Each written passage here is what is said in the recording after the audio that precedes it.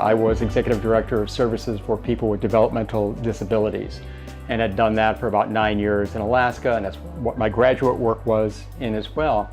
And prior to this, I actually was in Africa, so I was working with issues of AIDS and tuberculosis for the most part, and also malaria. So when I was offered this job, at first my sense was, I don't know why you're talking to me. This isn't particularly my area. But I learned very quickly from the board of directors and in my own experience, unfortunately, it's not many people's area. Although there are up to 10 million people with lymphedema, people have never heard of it.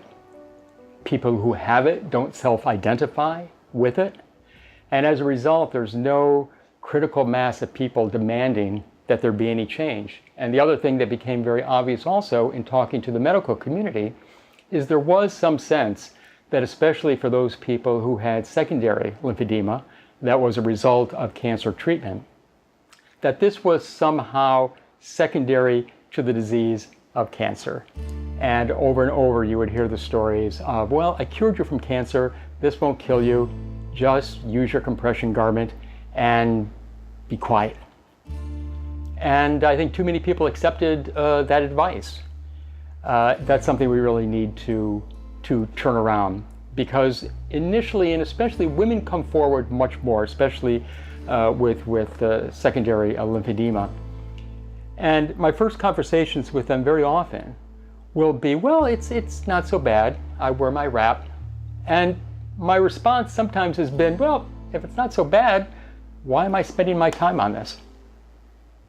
And then invariably you get to the point of them saying, do you really want to know what it's like?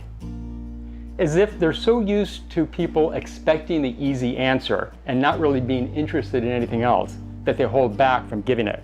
But when you allow them to get to that place, you very quickly get, well, let me tell you, you know what it's like carrying around 10 pounds of weight on one part of your body that you don't have the other part of your body? You know what it's like when your husband never wants to have sex with you again and you can't wear clothes and you're afraid to travel and get into airplanes because altitude exacerbates it? You know what it's like every time you get a little nick to fear that you have cellulitis and you may go into toxic shock and you have to get to an emergency room, or to have people tap you on the street and say, you know, you're really disgusting, you need to lose weight, or even to go into a restaurant with a compression garment and have people say to you, you can't wear that in this restaurant.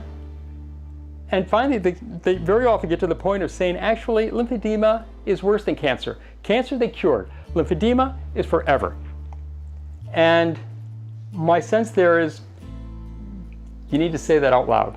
I have primary lymphedema, and it started because my lymphatics didn't develop right. So it started when I was about 3 months old in my right arm. Doctors don't really know about lymphedema, so I've been misdiagnosed. If even doctors aren't using the term with patients, what you do is you prevent that opportunity for people to bond together. You prevent family members and friends and colleagues from rallying around it. It robs you of a support group. It robs you of people who understand what you have. It forces you more into the closet with it. And you never realize that there are millions of people and that there is reason to think that there should be treatments for this. Insurance should cover this. Our hope at the Lymphatic Education and Research Network is threefold. Certainly, we are about research, and we focus very much on funding postdoctoral students in research to get them into the field. But secondly, also about education. We need to help create that critical mass of people who stand up and say, basically, I'm mad as hell, I'm not going to take it anymore, this is important, make it your priority. And thirdly, we need to do advocacy. You would think on one hand, how could there even have to be much of a discussion to pass a law that covers one of the only treatments that people with lymphedema have available to them, that just happens to fall between the cracks? I was diagnosed with lymphedema in 2001. My legs looked this bad and I was told it was just my weight. It's been 10 years since my last hospitalization with cellulitis because I've had the compression garments to manage my lymphedema at home. We routinely do get people contacting us because they have been diagnosed with lipedema. Lipedema necessarily doesn't begin as a lymphatic disease. In fact, it can morph into lymphedema And now the lymphatic system is involved in it. So by doing research and doing research grants, we give these out every year, it's about bringing people into the field by creating the only chair that exists in lymphatic medicine in the world at Stanford University, with Dr. Stan Roxon in the position of the chair, by creating the only journal, professional journal, dedicated specifically to the lymphatic system and also with lymphedema. Another huge move to bring it out among medical professionals. However, I think a big job that still has to be done is to connect the dots with medical professionals. One of the things that this organization found early on is that in talking to medical schools and medical professionals, they very freely said, actually, in our entire medical training, we get about 15 minutes spent on the lymphatic system. Well, you begin to see with doctors that if they don't really understand the system that well, if they really don't have any treatments or cures to offer related to it, it doesn't really inspire them to know a great deal about it.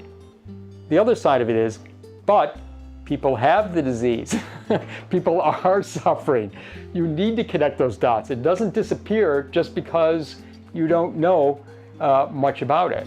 So for us, developing a national hotline, developing chapters around the country so that there are places where people can talk to other people. Certainly working with the medical profession, the fact that anyone is going in for cancer treatment and walks out with no idea that lymphedema can potentially be a side effect is, that just can't happen. But it happens routinely now. If you hide it, the tendency of people around you is, I'm doing the polite thing by pretending I don't see it and not talking about it. We have to talk about it. So not to discount your voice can have a huge impact. And I think for politicians, you even hear 5, 10, 15, 20 people calling, that's a lot for them on a particular issue. So for people who may think, well, what could my one voice be? Certainly it takes hundreds of thousands of these voices for politicians to act. It's not true. They do have to react, they do have to listen, and even small numbers make an impact. So everybody who has the disease, everybody whose family, the best thing you can do is you really have to become part of the game to create change here.